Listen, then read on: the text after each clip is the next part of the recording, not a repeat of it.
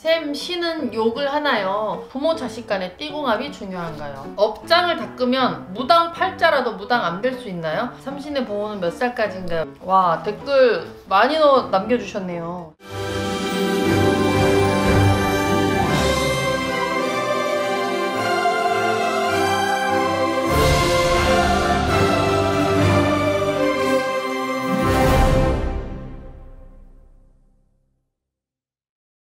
안녕하세요.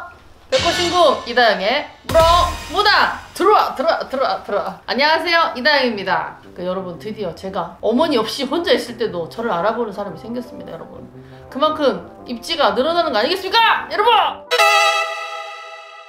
제가 저번 주에 전라도를 갔거든요. 일하러 가는 길이 있어서 갔다가 목포에는 잠시 휴가차 들렸는데 드디어 저를 알아보시는 분들이 있습니다. 근데 그분이 이걸 혹시 보신다면 죄송하다 말씀을 드리고 싶은 게, 저를 밖에서 이렇게 알아보시니까 제가 너무 순간 당황해서 예 안녕하세요, 예 이렇게 휴가차 왔습니다 하고 너무 부끄러운 거예요. 근데 또 그때 신랑이랑 아기가 있어서 이렇게 막 인사하고 막 이렇게 할 수 있는 그런 환경도 아니었고, 무슨 아울렛 아니었었거든요. 사람도 너무 많고. 그래서 이렇게 네 감사합니다, 네 이렇게 하고 쓱 그냥 지나왔는데, 그분이 지금 보고 계신다면 너무 죄송해요. 그때는 이렇게 뭔가 얘기를 할 수 있는 상황이 아니었어요. 참 알아봐 주셔서 감사합니다.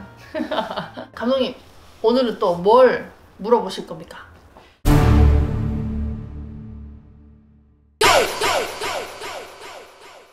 와, 댓글 많이 남겨주셨네요. 처음에는 이제 그냥 이다영이다, 예쁘다, 막 이런 멘트만 있었는데, 이제는 정말 이렇게 여러분이 궁금하신 내용들을 많이 자세하게 디테일하게 물어봐 주시네요.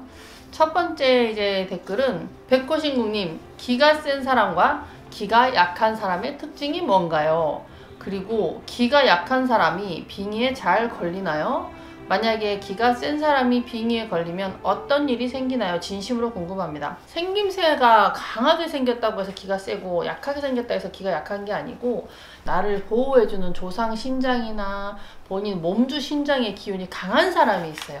그런 사람들은 사실 빙의가 그렇게 잘 걸리지 않습니다. 왜냐면 기가 세다라는 게 몸주 본인의 중심이 강하다라는 거예요. 근데 그의 반면에서 기가 약하신 분들은 남의 말에 잘 흔들리고 마음의 상처를 잘 받고, 성격이 내성적이면서 속으로 자꾸 이렇게 아픔 상처를 감추는 분들, 그런 분들은 그거를 속으로 삭혀내고 없어지는 게 아니고 속으로 자꾸 꾹꾹 담아둬요. 그렇기 때문에 그런 기운들이 조금 더 어두워지고, 어떤 기운이나 뭐 상문이나 거리 노중이나 이렇게 빙의가 따라들기가 좀 쉬워요. 왜냐면 내 중심이 없고 내 중심이 약하기 때문에 어떤 기운에 휘둘리기 쉽다라는 거죠. 그래서 기가 약한 사람들은 빙의에 걸리기가 쉽습니다. 이명선님, 같은 띠를 만나는 건 어떤가요? 띠가 같으면 궁합이 좋은 건가요? 근데 이게 띠가 같다고 무조건 궁합이 좋고, 띠가 다 같다고 무조건 궁합이 안 좋고 그렇지는 않아요. 왜냐면 인연으로, 연인으로서 만나는 띠가 또 있고, 부부의 띠가 또 다르고, 자식이 생기면서 달라지거든요. 그래서 좀 더 디테일하게 이런 건 자세하게 봐야 되는데, 저는 남편하고 같은 띠입니다. 그리고 우리 애기도 같은 띠예요. 근데 이게 같은 띠를 만나면 옛날에 어른들이 잘 산다라고는 하셨어요. 옛날에 어른들 미신 속설로. 근데 띠가 같으면 궁합이 좋다라는 게 무조건적이진 않아요. 사실은 이게 조금씩 다릅니다. 강정아님, 샘 씨는 욕을 하나요?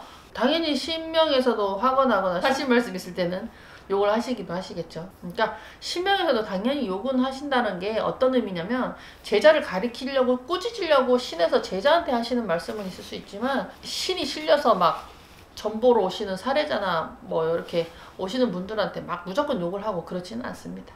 또 다음 질문. 요구릉님. 안녕하세요. 혹시 부모 자식 간에도 잘 맞는 궁합이 있나요?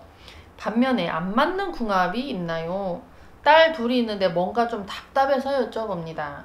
이쁜 무당, 다영 무당님 건강하세요. 제가 이걸 아까 같은 맥락을 본 것 같은데, 딩굴딩굴님, 부모 자식 간의 띠궁합이 중요한가요? 같은 맥락이니까 제가 말씀을 같이 드릴게요. 이 부모 자식 간의 궁합이요 있습니다. 나이 차이의 띠라는 거죠. 말 그대로 뭐 4살 차이는 다 좋다 그러잖아요. 나이 차이의 띠궁합이 좋아도 사주에서 띠가 또 궁합이 안 맞으면 비껴나는 사람들이 있고요. 엄마 딸이느냐 딸과 아버지느냐 그 성별 간에서도 또 이제 궁합이 달라질 수 있어요. 그래서 이 아이는 앞으로 서서 커서 어쩌고 뭐쩌고 이런 자세한 점은 사실 잘 안 봐드리는데 그 부모 궁합은 제가 봐드리거든요. 이 아이가 사주가의 기운이 부모의 궁합과 기운을 봤을 때 아이의 궁합이 좀 더 크고 부모의 기운을 좀 누르는 경향이 있고 아이가 밥그릇이 너무 크기 때문에 부모가 더 힘들어지니 이 아이의 이름을 팔아주시고 명다리를 걸어주세요. 그래야 부모 간의 자식 간의 궁합이 좋아지고 부모도 괜찮고 자식도 괜찮습니다. 제가 딱 요런 상황일 때 애기 이름 팔아주라고 얘기를 점을 보면서 말씀을 드리거든. 그래서 그때는 자식을 이름을 한번 팔아주고 명다리 걸고 치성이라도 좀 해드리고 나면 자식도 괜찮고 부모도 괜찮고 부모 자식 간에도 궁합에도 합이 잘 듭니다. 지수님, 업장을 닦으면 무당 팔자라도 무당 안 될 수 있나요? 업장을 닦아서 업장 소멸을 하면 이 기운이 약해질 수 있느냐? 신에서 오시는 기운은 절대 소멸이 되지는 않아요. 하지만 무당처럼 팔자가 세고 무당 같은 기운을 굉장히 많이 갖고 있는 사람은 비켜나갈 수 있느냐? 그런 질문이라면 비켜나갈 수 있습니다. 무당을 꼭 해야 되는 사람이 신이 오시는 거를 거부할 수 있는 거는 아니지만 무당을 꼭 해야 된다라는 기운을 가지고 있진 않지만 그만큼 팔자가 기구하고 무당 팔자처럼 센 사람들은 업장을 닦고 덕을 쌓음으로써 그 기운을 눌러갈 수 있어요. 하지만 신이 오셔서 말문이 터지고 막 말하고 막 보이고 이러는 사람들은 업장 닦는다고 비켜나갈 수 있는 거는 아닙니다. 그 다음 댓글 김호현님, 선생님 치성하고 굿하고의 차이점이 무엇입니까? 참 좋은 질문입니다, 여러분. 이게 그러니까 이렇게 점을 보면 치성과 굿의 이렇게 큰 차이점을 잘 모르시더라고요. 그래서 그냥 무당이 상처를 놓고 하는 건 다 굿이다 이렇게 생각을 하시는데 치성이라는 거는 이제 지역마다 선생님들마다 부르는 명칭이 조금 다르긴 해요. 여러 가지 표현 방식을 쓰는데 치성 드린다는 거는 굿을 하는 형식보다는 조금 작은 약식이라고 생각하시면 돼요.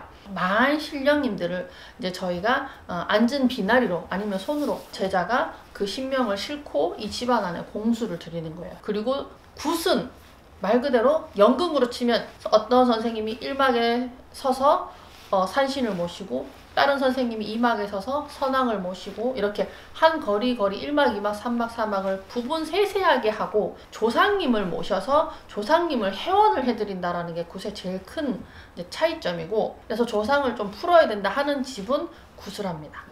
그렇기 때문에 치성과 굿의 차이는 제일 큰 차이점은 조상님을 제대로 회원을 해서 푸느냐 그렇지 않고 약식으로 이렇게 완성관을 청해서 공수를 들으느냐 이라는 차이예요. 근데 선생님들마다 조금씩 차이점은 있지만 치성을 하면서 조상을 풀기도 합니다. 당연히 조상을 풀기도 하지만 저희 집에서 하는 치성은 조상을 견문을 하지는 않아요. 그래서 아이의 이름을 팔 때, 시험문을 보시는 분의 학원문을 열 때, 대주님이나 장사하시는 분의 성주 운을 받을 때, 요럴 때는 이제 치성을 해드려요.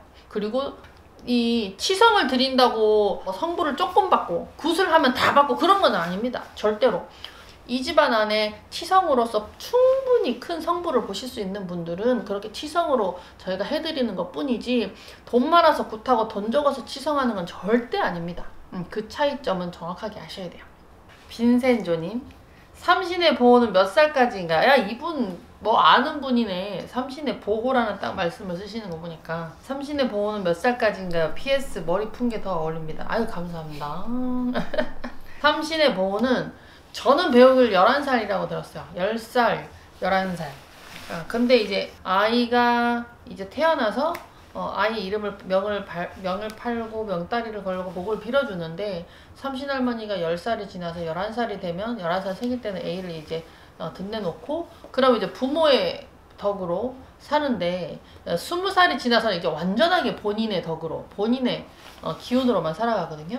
그래서 저희가 아직 20살이 되지 않은 친구들도 아직까지라도 빌어줘라. 때를 지났다고 하지만 그래도 아직 부모의 그늘이 있으니 그래도 지금이라도 빌어줘라 라고 해서 그 나이의 아이들도 삼신의 이름을 팔아주기도 합니다.